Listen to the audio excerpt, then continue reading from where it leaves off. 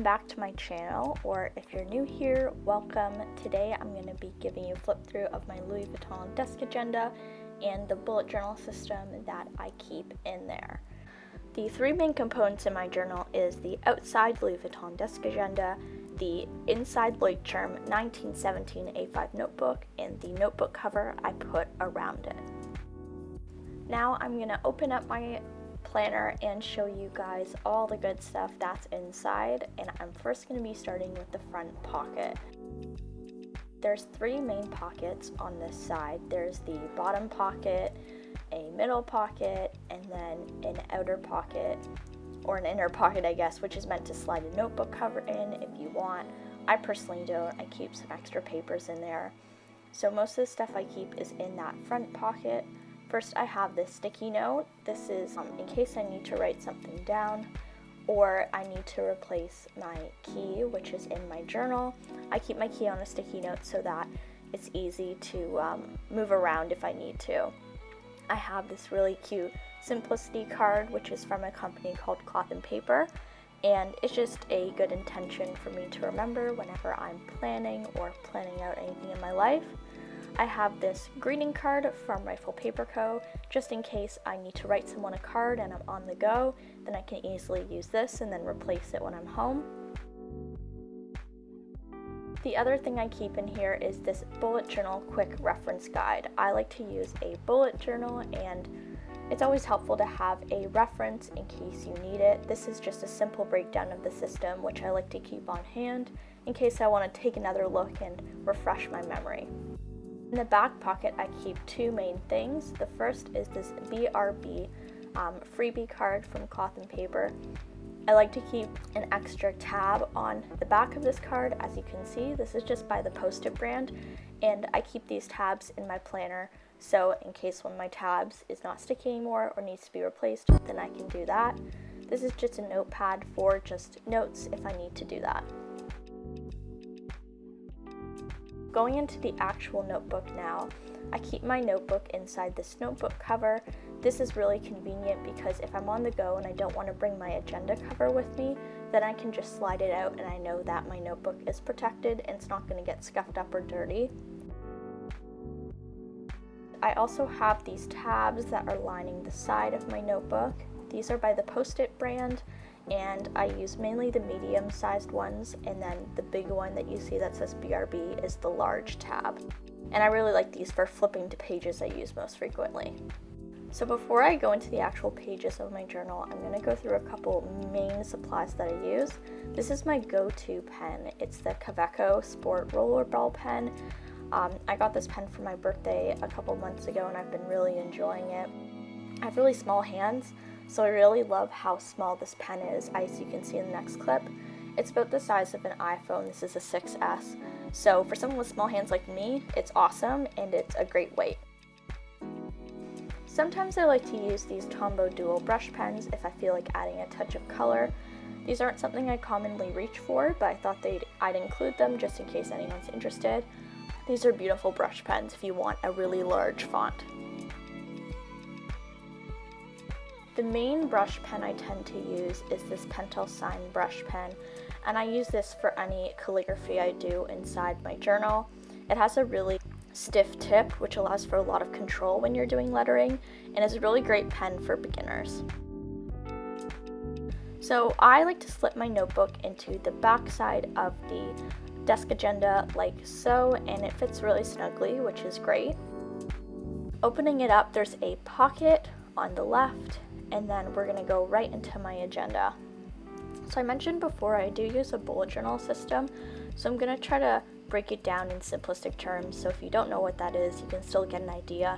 I like to use symbols in my journal to make it easy to write down tasks and events, and this is my key. So this is like where I can reference what those symbols mean in case I forget. I would recommend, if you're interested in learning more about this, check out the bullet journal website and it'll explain it more. I keep it on a sticky note in case I want to move it around or have it near me. This is my index, so essentially this is a table of contents for my journal. So I have a reference to where I have an important note I want to check out, or my planning pages and my monthlies. This is just a way for me to know where I can find things if I need them. And the reason why that's so important is because this journal has 259 pages, so if I don't have all my spreads written down, then it can be kind of a lot of flipping to get to the note page I want to get to. The next section I have is called a future log, and this is essentially a yearly calendar of a sorts. In this next couple of pages, I keep essentially a list of events in the next 12 months, all the way from January 2019 to December of 2019. If I have an event in September that I need to write down, but right now it's June, I can just write that down in these pages, and then once September comes around, I can write that down in my monthly calendar once I make it. Part of the system is you don't make monthly calendars until the actual month itself, so that's why this is really helpful. This is my 2019 intentions. I really love spreads like this where I can just kind of write things all over the page because it feels less structured and I feel less intimidation writing things down. Another page I really like is my books read in 2019. I do really like this one because I enjoy seeing what I've read during the year and seeing all the books that I've read because I do really like reading, and this is just a really good way to kind of motivate me to keep reading more books.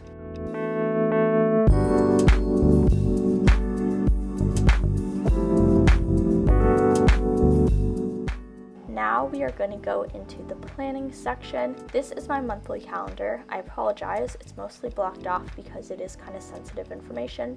I just use a vertical calendar, which means that the dates go all the way down the page and I write in my appointments on the right side of that. And then I also have in my monthly area a task list where I write tasks I want to do for the month, and this is really helpful to make sure I don't forget anything.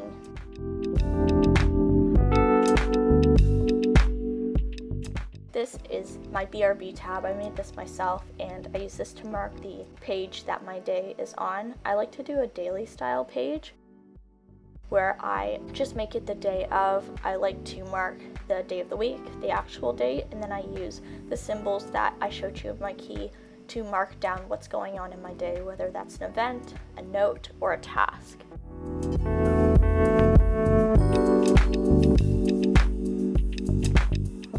I really like this style of doing my dailies because I find it allows me to practice my calligraphy. Now I'm just showing you guys a couple of my notes pages in my journal. This is why I really like the bullet journal method, because I really love the organic nature of the journal. And by that I mean I love how you can intersperse planning pages with notes pages. And as you can see in this, this is a room inspiration collage that I did for myself.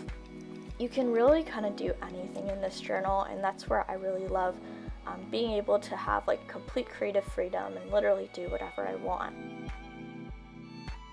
As you can see here, I like to put the titles of my notes horizontally along the side of the page. I just find this takes up less room in the page, and it's also easier for me to reference when I'm flipping the pages of my journal. It just stands out more. I also will do like personal growth exercises. This is one I did from a book recently, which is really nice.